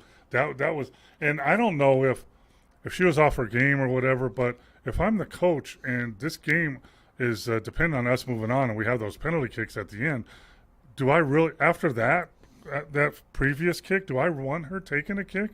I think that was more sentimental than anything. Probably not. And she was terrible. And the U.S. women's team, I understand Sweden, number 3 in the world. I get that. But they didn't score one goal in over 300 minutes. So the U.S. women's soccer team, that was a really embarrassing performance, particularly over the last few weeks.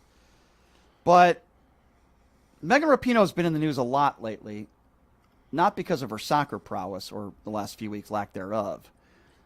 In my opinion, because of her ridiculous comments. I wouldn't call them un-American. I just would call them ill-informed about transgenders.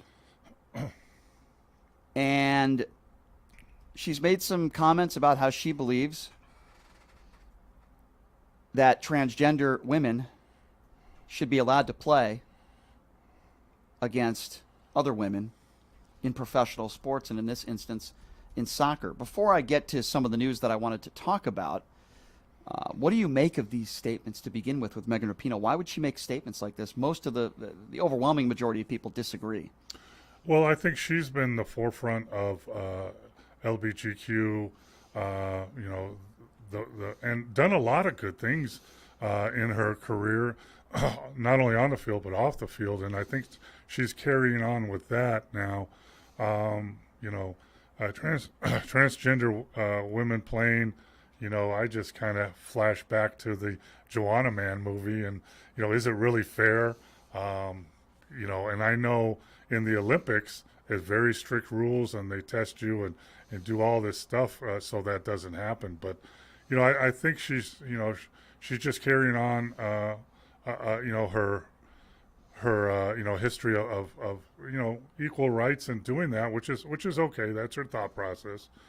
And here's what I understood too is the women's team were catching flack because some of the women were not singing the national anthem before the game. I saw that in the news. Yeah. And number one, I wonder if she's one of them because we are one of the most progressive countries in the world, bar none. Number two, if you're going to protest and not sing the national anthem, turn your back to the flag, whatever that might be, whatever you think that might be, then don't be on the team. Really do a protest then. I'm not playing for that team. Right. That's a real protest. The not singing the national anthem or something like that, to me, is a cop-out. I'm going to do this little thing, but I still get to play and wear the USA jersey and get all the commercials and all that. So I see a little, controversy there. I do, and this is the part of the story that is, and let me be very clear. The idea that transgender women should be allowed to compete against other women in any professional sport is the dumbest thing I've ever heard in my life. I am pro-LGBTQ friendly. I have no problem with transgenders. I do have a problem with people like Leah Thomas, who claim to be women, and if you want me to call you a woman, I will, out of respect. But Leah Thomas was like 440th in the country as a man, as a college swimmer, and all of a sudden goes to number one as a woman. It's not because she just worked harder. It's because Leah Thomas is still a man. Let's just be very clear on that. And the fact that Megan Rapinoe would say that she thinks it's okay for transgender women, in this case, to be competing against women on the soccer field professionally or in any sport, is one of the most ridiculous things I've ever heard in my life. And 9 out of 10 people disagree with her. It doesn't matter whether you're a Republican or Democrat. And by the way, this isn't because you're anti-transgender. It's not because you're homophobic. It's not because you're transphobic. It's because you're fair and you're logical. Yes, this gives fuel to the fire to some people on the far right to attack the transgender community. By the way, there are many transgenders that I've talked to that agree with me, that disagree with Megan Rapinoe. So let me be very clear on that as well. But here's where the story gets even more ridiculous, Mo. Because it's not just that Megan Rapinoe missed a penalty kick that led to the worst USA Women's World Cup finish in history and perhaps the team's most humiliating performance. Back in 2017, the women's team thought it would be a good idea to play Dallas's under 15-year-old boys team. They lost 5-2. And maybe instead of spending so much time whining about their country, they should be playing a little bit more soccer. Yeah, I'm not making this stuff up. Just in preparation for, it was 2 upcoming friendlies against Russia. The U.S. Women's National Team played the FC Dallas under 15 boys academy team, and they lost 5-2. Let me repeat that. Under 15. These are 13 and 14-year-old boys who just went through puberty, I would imagine. This friendly came as the U.S. looked to tune up before taking on Russia. This match against the academy team was very informal, but a lot of people didn't talk about this. They didn't make it public. Let me be clear, this wasn't luck. This under 15-year-old boys soccer team didn't defeat the U.S. women's soccer team because they were lucky. It's not because the U.S. women's soccer team took it easy on them. It's because in general terms, if you're a 14 or a 15-year-old boy post-puberty, chances are, even against a professional athlete, in this case, a female professional soccer player, in some cases, you might still be faster and stronger and better. So here Megan Rapinoe knows that. She knows. The best female soccer players in this country lost to an average 15 and under boys soccer team. Yet Megan Rapinoe still thinks it's okay, more than okay actually, because she's attacking people that disagree with her. She thinks it's okay for transgenders, whether they got the snip or not, to compete against women, born women, on the professional soccer field, and it is dangerous. It's dangerous to the athletes. It's not fair to the athletes. Ask those that came in second or third in the U.S. Women's Collegiate Swimming competitions when Leah Thomas, who is a man, he can call herself a woman, that's a man, beat all these other women. That is a disgrace. It is an embarrassment. Leah Thomas is an embarrassment, not because she's transgender or she calls himself a her. That's not embarrassing. I don't have a problem with that. I respect that. I'll call you what you want. It's that you have an unfair advantage over women, and you're cheating is what you are. You're a cheater. And the fact that Megan Rapinoe, who calls herself a champion, right, for the LGBT community, okay, I'll buy that. A champion for the transgender community. What about a champion for women in general? And what she has done here with her platform is a joke. And that's why I'm glad, and I hope she just goes away. Has she done some good things in her life? Absolutely. Am I saying she's this horrible person? No, I'm not. What I am saying is that her rhetoric when it comes to transgenders is dangerous, Mo. It's dangerous. And the fact that they lost 5-2 to this under 15-year-old boys team shows me that she knows. She knows. Yeah, I'm going to agree and disagree. The main point of transgenders performing in sports against women at a high level, or I know there's a track person in New York or Florida or somewhere that was trying to get a scholarship. She was one of the best runners and was overshadowed by a transgender that, cracked all her records and it wasn't even close. But and I agree with that. However, the game in Dallas is a non-factor to me. It was in 2017, the boys team under 15 that they were playing in a friendly game. I played in friendly games, had friendly game. It's a different animal. So, were they out there trying to get a sweat up and push the ball around and move it? I do not believe a 15 or under boys team anywhere in this country can beat the USA women's professional team or Olympic national team. I don't believe that. I was at the scrimmage on Friday where the select team from USA beat the USA team pretty soundly, in a fact where after the second quarter, Steve Kerr just did the cut this out, let's play tomorrow thing. So I don't believe that has anything, of a relevance. We don't know who played, we don't know how hard they played, so that, that's, to me, that's a non-factor to me. I don't, I know that came out and all that stuff. That means nothing to me. That's like when I played in the NBA, the second team, when I was with the Bucks or the Warriors, we always beat the first team in practice, always, pretty much, until they got pissed off. But, but the main motion you're saying is, I do think there's an advantage of having male hormones or whatever in your body, that it's not fair to compete against women who have different hormones. So there's a two-piece answer for you, but that scrimmage in Dallas, the 15-year-old boys, that means nothing to me as a guy who's seen friendlies and practices and all that stuff. Yeah, I tend to agree, and it's unfortunate that there are still people in this country, that still feel this way about women in sports. It's an unfair advantage. It's absurd, and maybe you're right. I think the only sport at this point that's close, from what I understand, is long distance running, like marathons. I think the women are getting up closer to the times of the men. But, you're talking about baseball or softball or basketball or soccer or, that gap is huge. It is. Serena Williams, said it best. Back in the day, there were rumblings of her playing against one of the top men, and she said, I would lose 6-0, 6-0.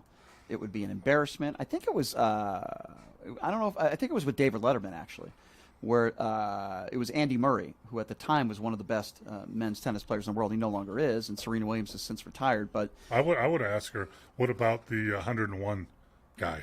Could you beat that? That'd be interesting. It's interesting you bring that up because John McEnroe made a statement years back. It was like maybe 7 or 8 years ago. And he said if Serena Williams played the number 400 men's tennis player in the world, he would destroy her. Now, I tend to agree with that. And then Serena Williams got all upset at that statement. I said, well, wait a second. You just said that if you were playing one of the top men, you'd get bageled and you'd lose 6-0, 6-0. You have John McEnroe, who I think many people would actually agree with. It's a totally different game, and Serena Williams knew that then. She knows it now. Men serve harder. They hit the ball faster. They're quicker. They're stronger. Now, women's tennis is a great product. Don't get me wrong. It's probably my favorite female sport, and the reason why it's one of my favorite female sports, if not my favorite female sport, is because while they don't serve the ball as hard and they don't hit the ball as hard, the rallies are a lot longer, hence, in my opinion, more entertaining. The women's product in tennis is very, very good, and I think it always has been. It's probably the most popular female sport, in my opinion, worldwide. I don't think it's soccer, but the bottom line here is it's not fair. We talk about fairness in society. I want and Rapinoe makes it sound like, oh, now all of a sudden you care about women's sports? Well, I care about fairness. Doesn't matter whether you're a woman or a man. I care about being treated fairly in society. That could be anything. It could be racial discrimination. In this case, it could be, on the playing field, an unfair advantage. It's not right. It's not fair. I believe Team Canada has a transgender player. We're not seeing many transgenders in the World Cup. I think there's only one.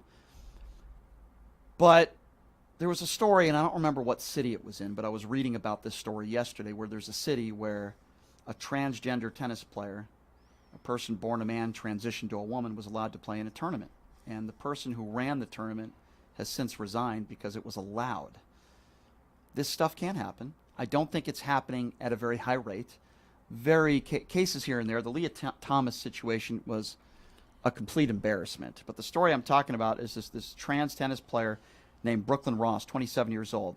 It happened in Wyoming, and the Female Tennis Association president quit after she was allowed to compete in the Governor's Cup tournament. It just doesn't make any sense, and it's unfair. Man, just imagine if you had a bunch of people, born men, transitioning to women playing in the WNBA. I mean, it would be absurd, especially in basketball, right, Mo? Oh, yeah. It'd be absurd. You know, it brings up an interesting thought that I just had, because much to my wife Linda's protest, I love watching Little League Baseball. I tape them, I watch them, watch the 12-year-old and 11-year-old kids play.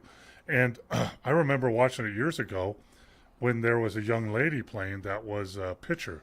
I can't remember her name, but she pitched no-hitters, and she could hit, and she could do it all at 12 years old. And she was one of the best players on the field as a female playing against boys.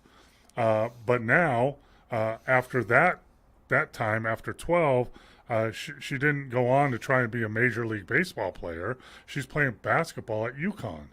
So, and I think softball possibly, but, you know, at some point that advantage that males usually have physically flip-flops. And I just thought about that. Man, I can't remember her name, but she was spectacular.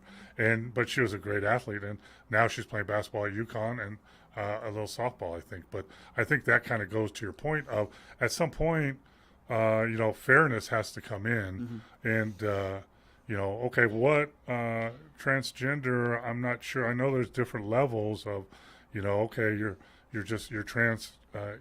transforming in, and, there's different stages you're at till you're fully transformed into a woman. And, I don't know all that stuff and all the hormones, but then there have to be laws about, okay, when exactly can you do it? Right.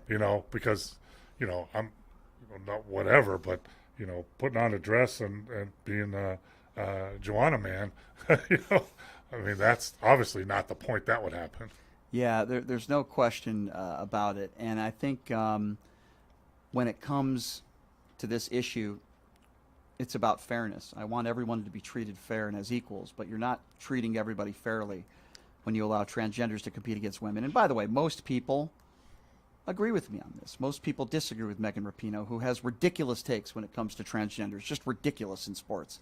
Absurd. You don't have to be transphobic, and you're not transphobic when you just say to yourself, transgenders shouldn't be playing. Now listen, if you're born a woman transitioning to a man and you want to try to compete against other men, good luck. I don't have any problem with that at all. I don't think that's an unfair advantage. Go for it. There's a reason why that hasn't happened, because they couldn't compete. That's why. And I'm not talking about scrimmaging at a park. I'm not talking about at recess. I'm talking about organized sports, varsity high school sports, college sports, and professional sports. So, Ann Myers tried out for the Indiana Pacers. Nancy Lieberman, who's a great player, Hall of Famer, yeah. Tried summer league. You know, in the basketball world, when I was at Kansas, there was a young lady playing, Lynette Woodard, and she is in the Hall of Fame. And she was spectacular. And she would play 3-on-3 and stuff in the springtime with us, right. And could hold her own, absolutely. But at some point, she realized, you know, okay, and she became the first female globetrotter, Harlem Globetrotter. But she realized, and then became a coach at Kansas. But you know, that's you know, going the other way. If it's so hard to go the other way, then you have to realize the advantage of going the way we're talking about today. Right, of course. And we just have to all be logical about this. Listen, all the people on the far right that are attacking Megan Rapinoe for the wrong reasons, you're despicable. She didn't play well the last few weeks of the season. She still is going to go down as one of the best female soccer players of all time, and she deserves credit for that. She's done a lot for U.S. women's soccer. She's done a lot for women in general. Nobody can take that away from her. And when I criticize Rapinoe, I always bring that up. She's one of the best female soccer players of all time. She's not a criminal. She certainly set a good role model for young women that want to be soccer players, and I give her all the credit in the world for that. Doesn't mean she's always right, and she's drastically wrong when it comes to transgenders in sports. She's wrong. Yes, I also don't like the fact that the women, what they're doing during the national anthem and all that stuff. It's one thing if you have a black man or a black woman take a knee during the national anthem for equality. It's one thing if you do that. I think it's a different thing what they're doing, and I don't like it. Now, they have the right to do it, but I don't like it. And I would apply that same, though. I mean, okay, if you're going to take a knee or whatever, that's your right. But then do it. Go all the way then. I agree. Don't play in the game. I've talked about that. Yeah. And Mo, I've said more than that. I've said it's not even about just playing the game. Colin Kaepernick, to me, is a perfect example. I'm not a big Colin Kaepernick guy. If you're going to take a knee, that's fine. But if that's all you're going to do, then in my opinion, you're not doing enough. Just taking a knee isn't enough. Yeah, Colin Kaepernick has capitalized financially off of that whole thing. With the Nike and everything. And, you know, if you're good enough to play, unless you do something really bad, and I don't think that was, someone's going to find you on a team, but you got to accept, you know, Allen Iverson went to the Pacers, I think, or he went to Memphis and said, I can be a backup, even though I've been an all-star all these years. But halfway through the year, he said, I can't be the backup. You got to accept your role. So, sure. You know, and, you know, taking a knee or doing that for social justice, okay. Wearing socks at practice with pigs in police uniforms. Pure stupidity. Come on, man. He wore a Fidel Castro shirt, too. Yeah, come on, man. You know, I guess. What if he would have wore a Hitler shirt? Exactly. Come on, praising someone who was an evil, murderous dictator responsible for murdering hundreds of thousands of his own people. That's why I say Colin Kaepernick is a dope. He's stupid. He's not a smart person. Could his heart be in the right place? Sure, I'll give him the benefit of the doubt on that. But Colin Kaepernick is an idiot. Wearing pig socks depicting all police officers as pigs when we know many of the police officers in this country are not racist. They're actual heroes who risk their life every day. Not every cop is a bad cop. When you want to be the spokesperson for this movement and your spokesperson is wearing pig socks and shirts with Fidel Castro, then you got a problem. I have very little respect for Colin Kaepernick for that reason. There are plenty of NFL players and plenty of professional athletes that have their heart in the right place, that have done a lot, that have gone to Washington, that have spoke to politicians, that are trying to make a difference, that have raised money for their communities. Yes, I get it. Colin Kaepernick has raised some money for some charities, and I commend him for that. But he's also done a lot of stupid things, and nobody can convince me that he hasn't made more money doing what he's been doing over the course of the last 5-6 years. He's made a lot more money than he would have on the field as an average backup quarterback, because that's what he was when all this stuff started. So I don't have a lot of respect for Colin Kaepernick. I do have a lot of respect for others, but he's not one of them. And what Megan Rapinoe has done, I think she has tarnished her career. She has tarnished USA women's soccer, especially with her comments about transgenders in professional sports. It's absurd. I heard a rumor, Mo, that you got to leave me here the last 30 minutes. Is that true? Yeah, like you know, I have a knee surgery on Monday, and I have to go get some pre-op information done. And that's ridiculous. My show is far more important than your health. Yeah, I would sacrifice, but my knee needs to get better. Well, I wish you the best of luck with your knee. And maybe there's a possibility, depending on how you're feeling, next week we can get a Zoom interview with you. Depending on how you feel. I don't know how many painkillers you're going to be on. Yeah, it might be a great interview. You could ask me some crazy stuff. You might be a little loopy on a lot of drugs, but we'll see how that goes. Well, I wish you luck with your surgery on Monday, Mo. I wish you the best. Let's keep in touch, and I know you got to skate here. I'll hold the fork down because I got to talk a little bit about Mike Pence and Donald Trump. So I think I might call in for that. I think I'll be okay. Thanks for coming, Mo. This was a lot of fun. It was fun, man. Nice change of pace, and I like mixing it up with you, talking about all sorts, from Ronnie D to Megan Rapinoe. Ronnie D, baby. Yeah, Ronnie D. Sounds like a rapper. If you want to carry a gun wherever you want, vote for Ronnie D. Vote for Ronnie D. He'll protect you. Yeah, I like that. That'd be a great campaign ad. I think Mo should do the voiceover for it. Anyway, thanks to Paul for being here. Always the best. We will take a quick break, and when we come back, how Mike Pence is destroying Donald Trump's defense when it comes to January 6th. We'll play that audio for you when we come back. You're listening to Pushing the Limits right here on KSHP.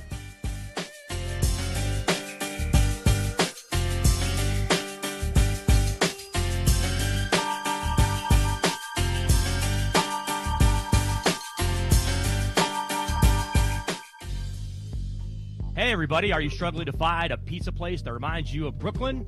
That true blue New York style pie? Well, worry no more. Stallone's Italian Eatery Pizza is a knockout. We're located at 467 East Silverado Ranch Boulevard, just off of Premier Road, half a mile east of South Point Casino, just minutes from the Las Vegas Strip. Come by and grab a slice of pie. Plus, check out our Brooklyn-inspired Italian cuisine. Our sandwiches are super. Hero, that is. Because why be a sub when you can be a hero? Stallone's Italian Eatery is here to serve you phenomenal food, Vegas. Forget about it.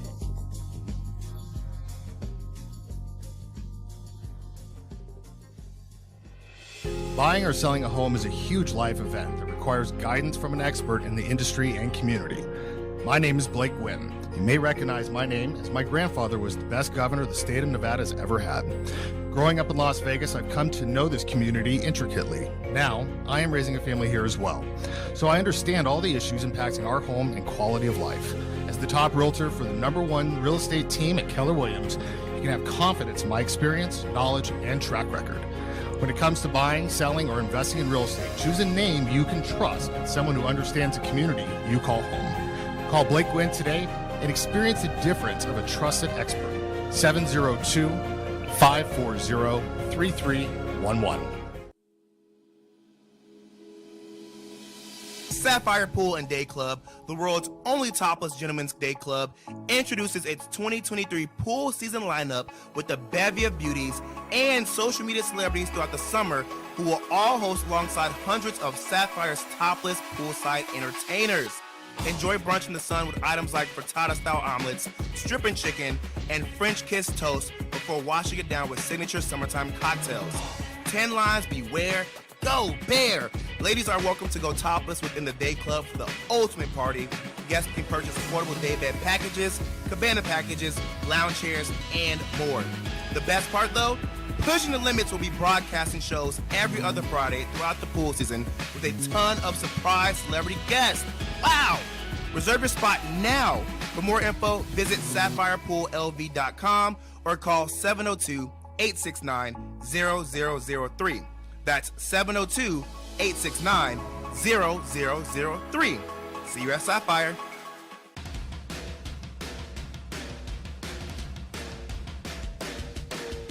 Hey everybody, it's Brian Shapiro from Pushing the Limits here. I want to tell you guys about my good friends at the Postal Annex.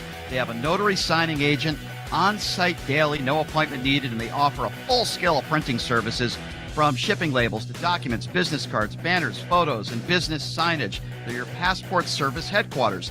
They offer passport photos, and they can renew your adult passports.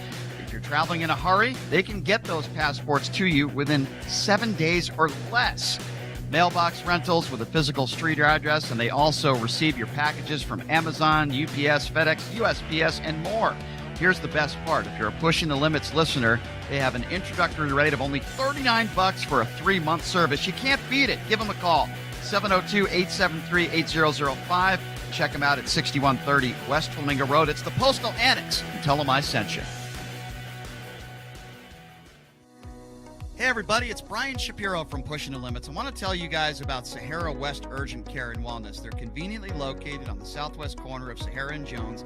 They're open Monday through Friday, 9 a.m. to 9 p.m. and Saturday, 9 a.m. to 5 p.m. At Sahara West Urgent Care, they'll take care of all your healthcare needs. They offer routine services such as physicals, STD testing, car accident treatment, and work injuries. You name it, they do it. They have on-site x-ray, EKG, ultrasound, and labs. They treat chronic conditions such as asthma, blood pressure, diabetes, and more. They also offer general wellness exams, treatments such as testosterone enhancement, and cancer screening. They're located on Sahara, 6125 West Sahara Avenue. Their number is 702-248-0554. And the best part, they accept most major insurances and affordable cash pay prices, office visits starting at just $95.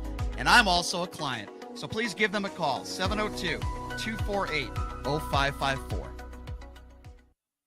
Located only 4 miles from downtown Colorado Springs and just 10 miles from Pikes Peak, Hyatt Place Colorado Springs Garden of the Gods offers spacious rooms featuring contemporary decor with stylish furnishings, including divided living and sleeping areas, the Hyatt Grand Bed, state-of-the-art media and work center, a 42-inch flat-panel high-definition television that easily integrates with laptops and other devices, and complimentary breakfast is included in your stay. Hyatt Place Colorado Springs Garden of the Gods at 503 West Garden of the Gods Road. Visit HyattPlace.com.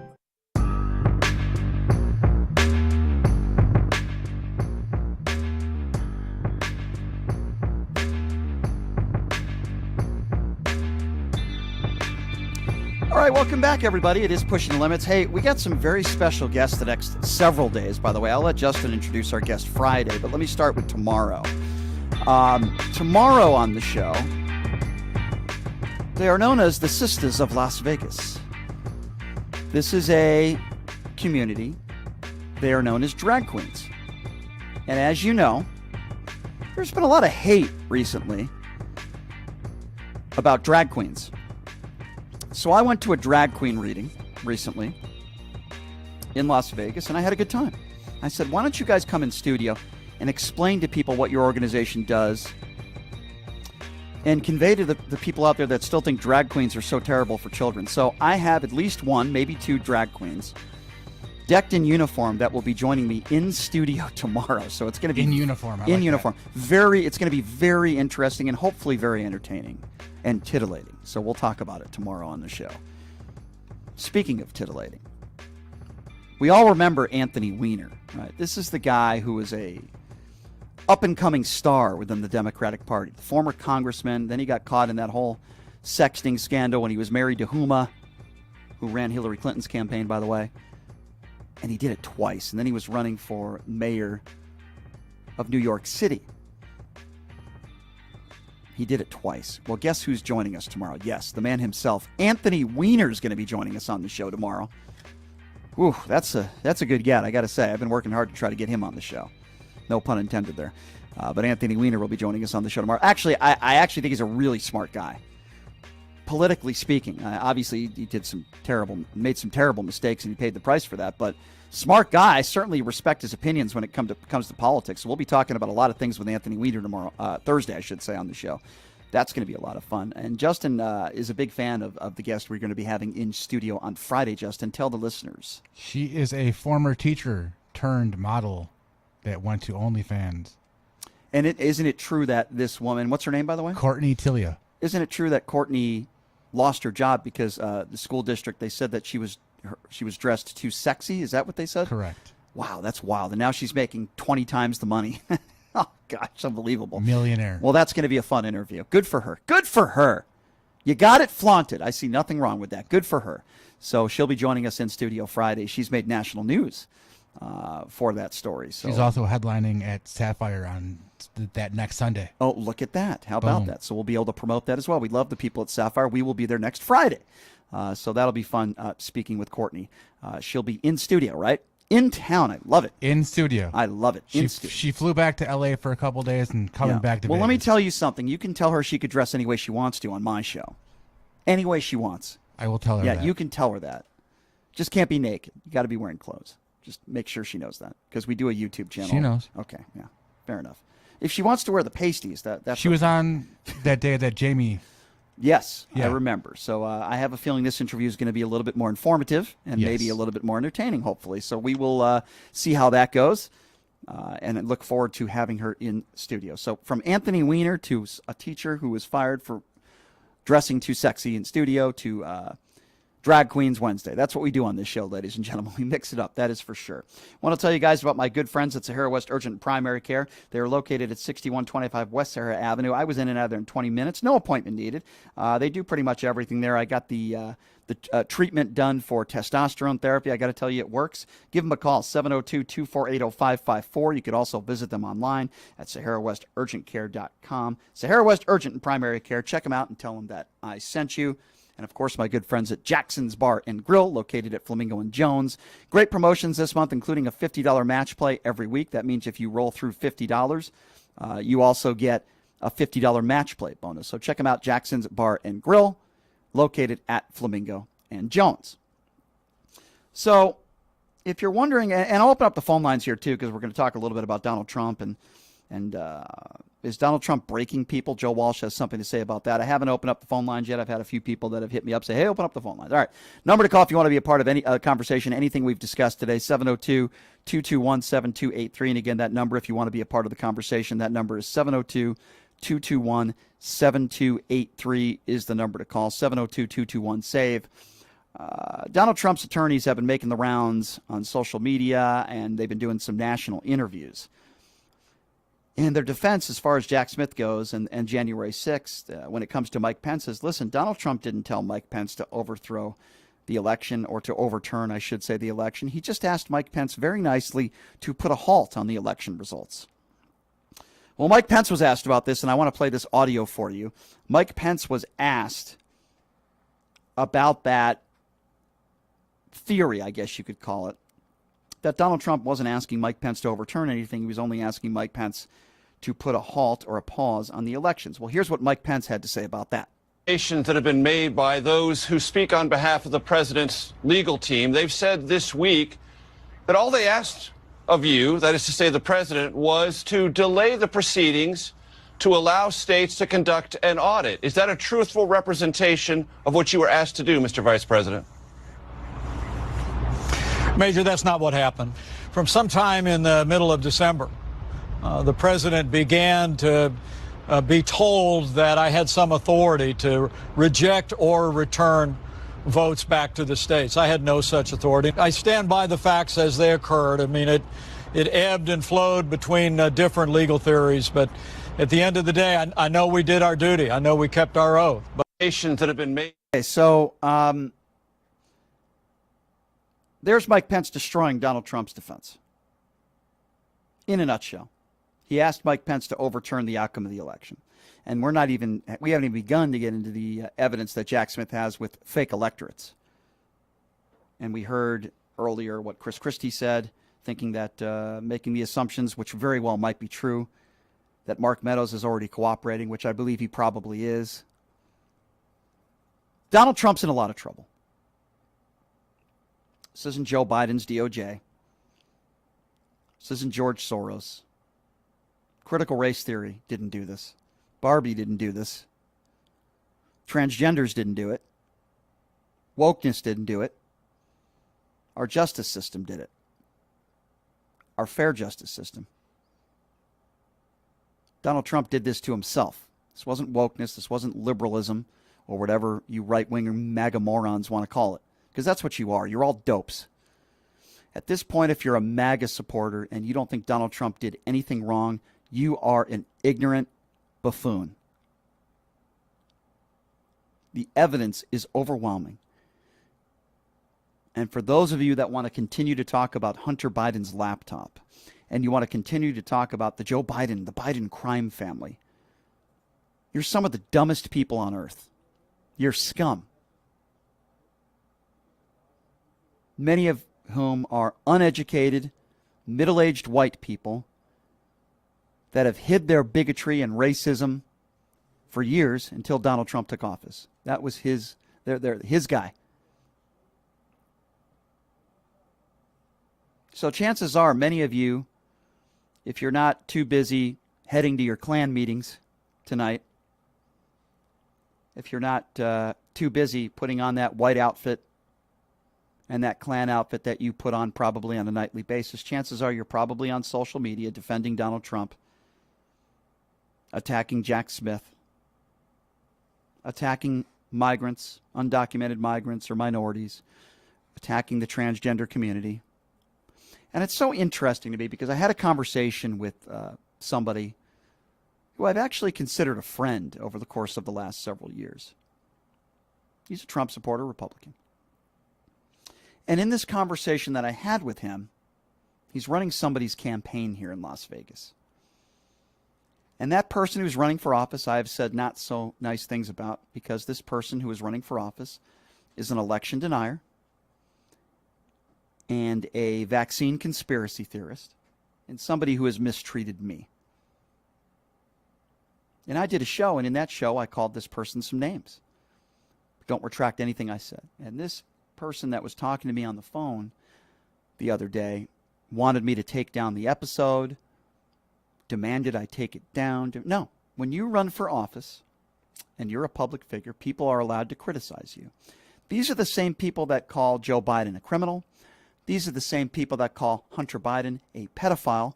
But the second somebody says something about them, oh, you got to retract that. You got to take it down. That's defamation. No, I won't. No, I won't.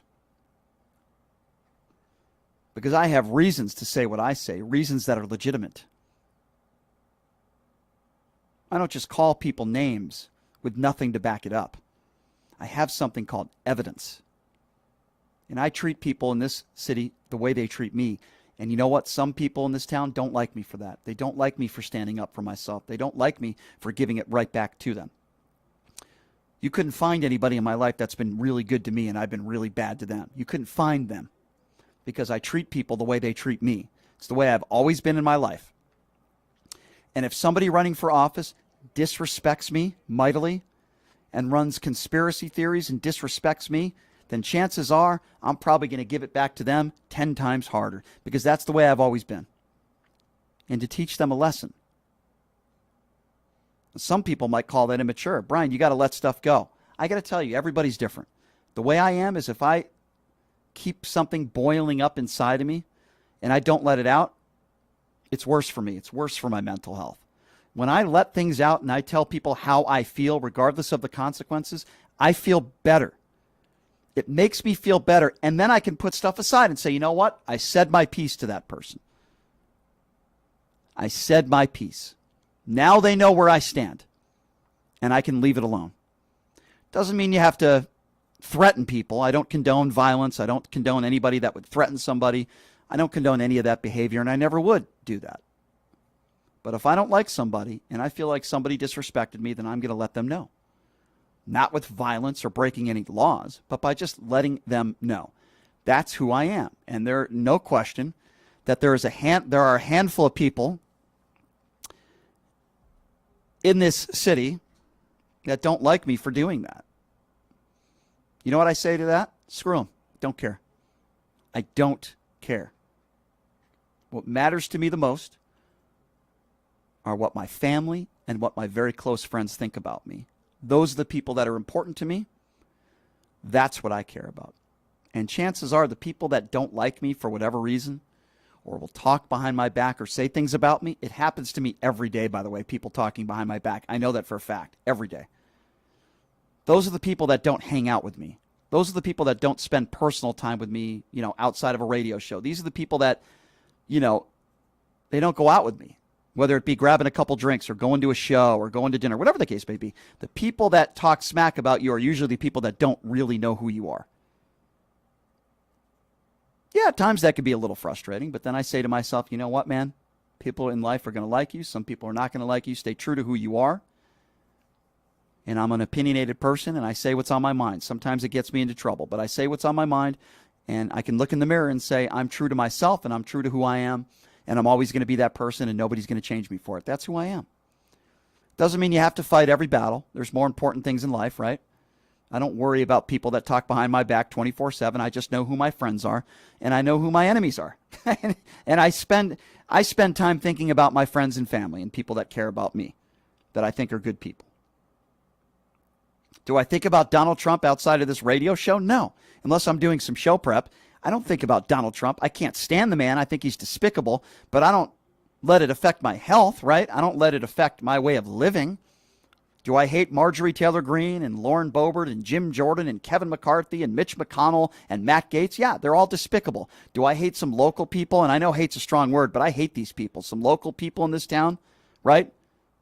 Like Jim Marchant or Sigal Chattah or Michelle Fiore. Yeah, these people are despicable. I can't stand them, but I don't waste my time thinking about them. If I'm doing a radio show, sometimes I'll bring them up and I'll talk about them because I'm a political talk show host, right? But I don't waste my time and my personal time thinking about them. Of course I don't do that. I never would do that. You got to be able to separate your job from your personal life, and I try to do that. But there will always be people in this town, and there will always be people on social media that will not like you for whatever reason. Maybe they don't agree with you on something. They don't like something you said. They don't like one of your opinions. Can't let every single person bother you. You can't make everybody happy in life. Again, it goes to what I say. The things that really matter to me are my close friends, people that actually know me and hang out with me outside of work, and my family, of course, my parents. Those are the opinions to me that really matter, not some idiot on social media who doesn't know me, or somebody in the media who doesn't know me but makes assertions and makes judgments about me. I don't care about people like that. I could care less, because those kinds of people usually have a lot of problems in their own personal life, and they try to push it and make you put you down. I try not to let that bother me. Sometimes I'll address these people and I'll confront them, because that makes me feel better to get something off my chest. Sometimes that's healthy, actually. But most of the time, I just go about my business and I do my thing, and I know the people that are closest and most important to me. I'll tell you, somebody that has not broken me is Donald Trump. There are a lot of people out there that'll say to me and others, boy, you speak out so much against Donald Trump. He broke you, didn't he? No, he didn't. He didn't break me. And I wanted to play this video of Joe Walsh, because a lot of people say that Joe Walsh was broken by Donald Trump because Walsh is so anti-Trump now, and at one time he supported Trump back in 2016. And when I saw this video, I said, boy, that kind of feels like me, what Joe Walsh said. So I wanted to play this video of Joe Walsh, people saying that Donald Trump broke him, because it's exactly the way I feel. Have a listen to this, the former presidential candidate. What I am politically, my core beliefs, my core philosophy, they haven't changed. It hasn't changed. So how am I broke? How did Trump break me?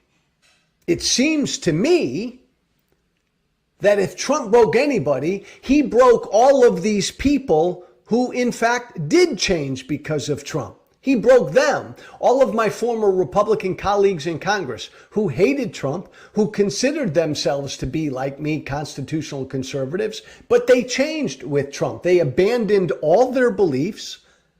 Jim Jordan, I'm looking at you. Hey, Jim Jordan, I'm looking at you. They abandoned everything they believed in to support Trump.